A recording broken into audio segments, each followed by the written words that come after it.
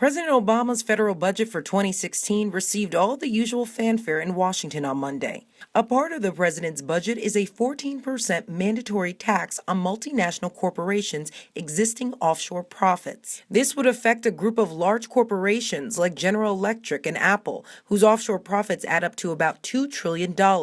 None of that money has been taxed by the U.S. government and sits in accounts abroad in countries with lower tax rates, called tax havens. But according to the president's budget, American companies would have to pay that tax regardless if they bring the money back home. We spoke with economist James Henry, who is featured in the documentary We're Not Broke, to discuss the top 3 things you need to know about the president's proposal. Number 1, President Obama's plan fails to address loopholes that promote tax shelters.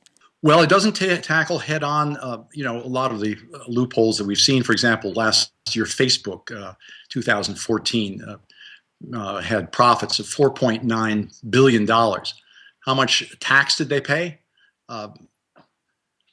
The total was about 5.3% of that in federal taxes. They use this a scam called the stock options benefits to pay their senior executives in stock options rather than compensation, and deduct the full cost of those options from their federal taxes. It saved them $1.9 billion.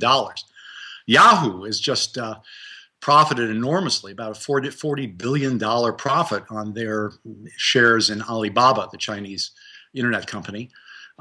They've contrived to use another tax loophole, a creative kind of spin-off shareholder deal, which I won't go into, and it brings tears to your eyes to go through the meticulous details. But they're saving $16 billion on that tax deal alone of federal income taxes.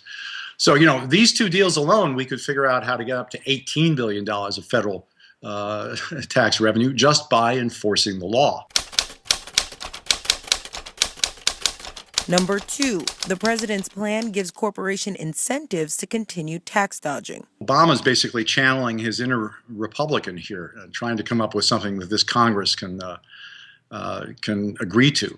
That shouldn't be the standard. The standard should be, is this sensible tax policy? If we do this again, we promised the first time in 2004 that we would never again issue such an amnesty for offshore money.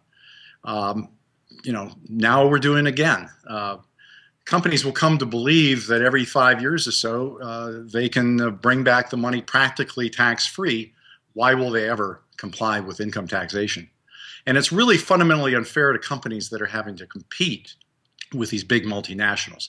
Anyone in small business is going to have a hard time making use of these offshore vehicles or this offshore tax break that is built into Obama's permanent proposal. Number 3, international collaboration should be part of the plan. The Obama administration has been pretty lax in terms of trying to clean up the international tax system with respect to corporations. We see the case in Luxembourg where something like 320 American companies were taking advantage of special tax deals with the Luxembourg authorities. The OECD has been meeting and trying to hammer out basic reforms in the international tax system. This is not really a time for either the Democrats or the Republicans to kind of go off on their own and bring down the entire international corporate tax system. The other thing that we should be doing is collaborating with the other OECD countries, with our competitors. We shouldn't be engaged in an endless race to the bottom, because we cut our taxes this year to, as Obama's plan is to cut it from 35% to 28% for companies as a whole. 19% if you're offshore.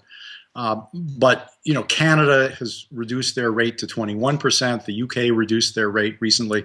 You see one round of actions by the United States being followed up by more tax cuts abroad. So, as I say, the approach that Obama should be taking in his negotiations with other countries is to begin to get some agreement on what an acceptable international tax regime is, and fair rates of taxation across borders.